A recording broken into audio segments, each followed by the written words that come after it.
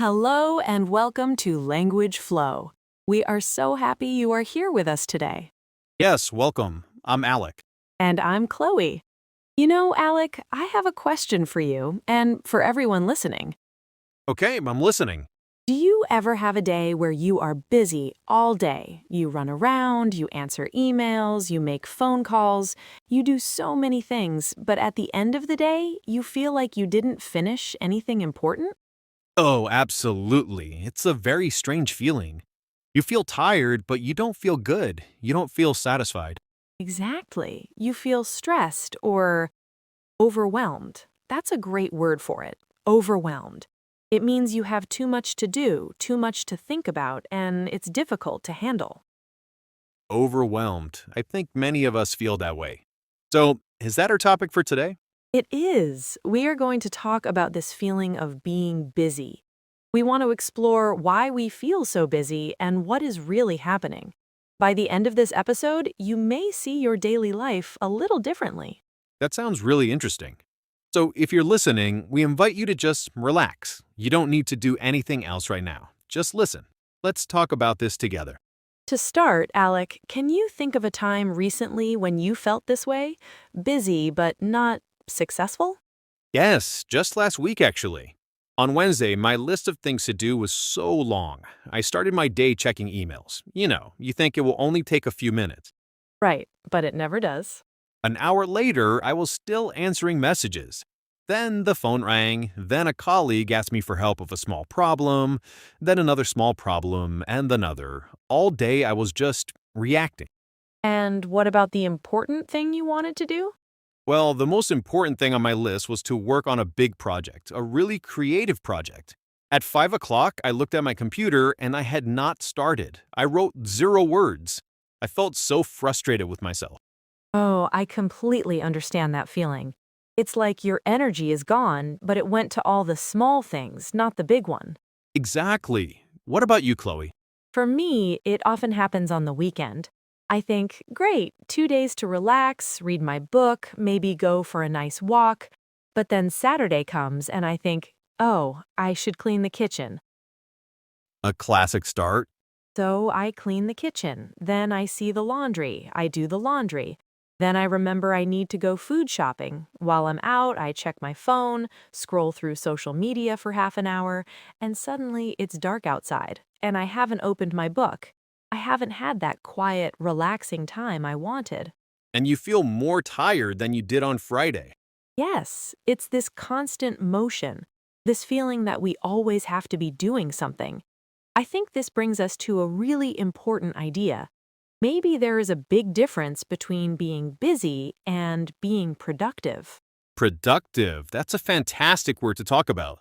What does it mean to be productive?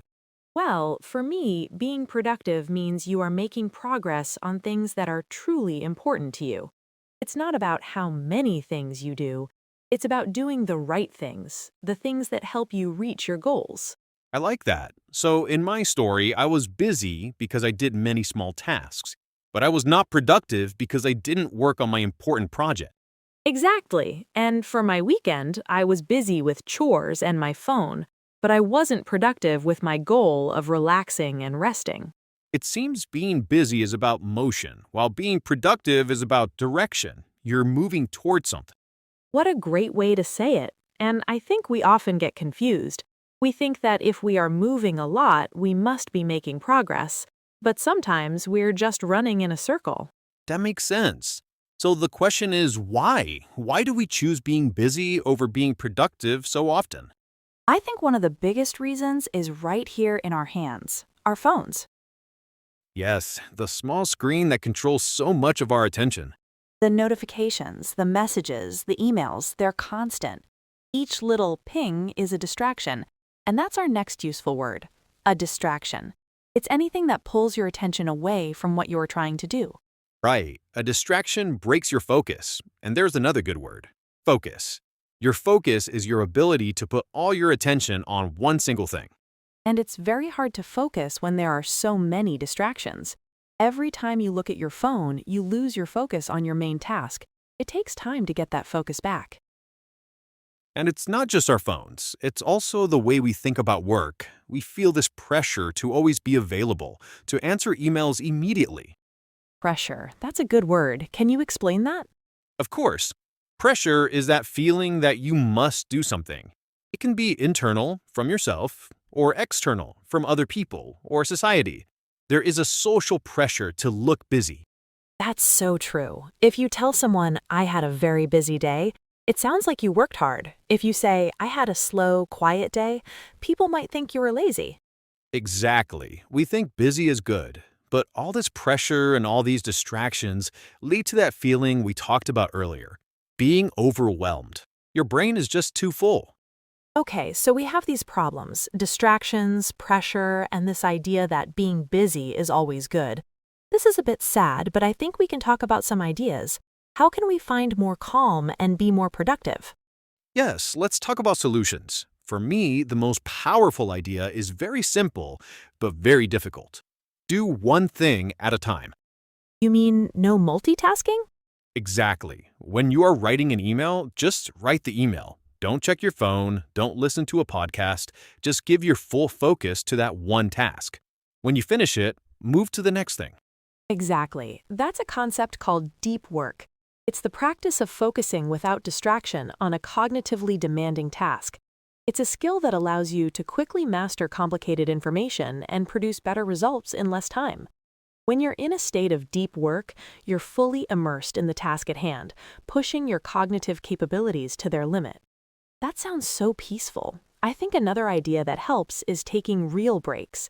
Not a break where you scroll on your phone, a break where you stand up, look out the window, or just close your eyes for a few minutes. Yes, giving your brain a moment to rest. It helps you get your focus back. This connects to an important practical step, reducing distractions. If you need to work on something important, maybe you can put your phone in another room for 30 minutes. That's a great tip. And what about planning? For me, it helps to have a simple plan for the day. This brings us to two more great words, schedule and priority. Okay, tell us about them. A schedule is simply a plan for your time. For example, from 9 to 10 a.m., I will work on my project. But more important is your priority. A priority is the most important thing or things you need to do today. So instead of a long list of 20 small things, you choose one or two big priorities for the day, and you try to do those first. Exactly. If you finish your one priority, the day is already a success. You are productive. All the other small things are extra. I think all of these ideas, doing one thing, taking breaks, choosing a priority, they are all about finding balance. That's our last vocabulary word for today. Balance. I love that word. Balance is about having different parts of your life in the right amounts. Not too much work, not too much rest. A healthy mix. It's about being stable. It's not about being busy all the time. It's about having time for productive work and also having time for quiet, for fun, for family, for life. You know, talking about all this really makes me think. It makes me want to slow down. We live in a world that is always telling us to go faster, do more, be more. It's true. Speed is seen as a good thing. But maybe slowness is also a good thing. I think so. There is a lot of value in quiet moments, in doing nothing at all.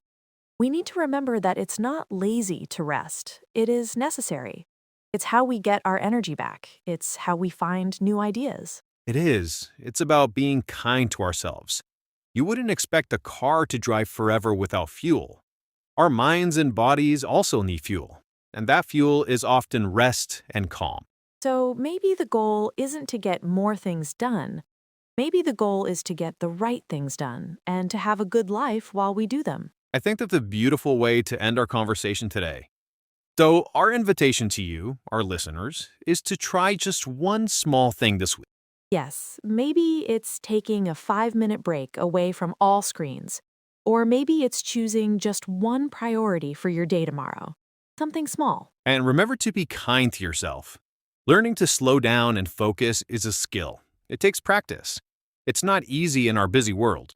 Thank you so much for listening and spending this time with us here on Language Flow. We hope this conversation was helpful for you.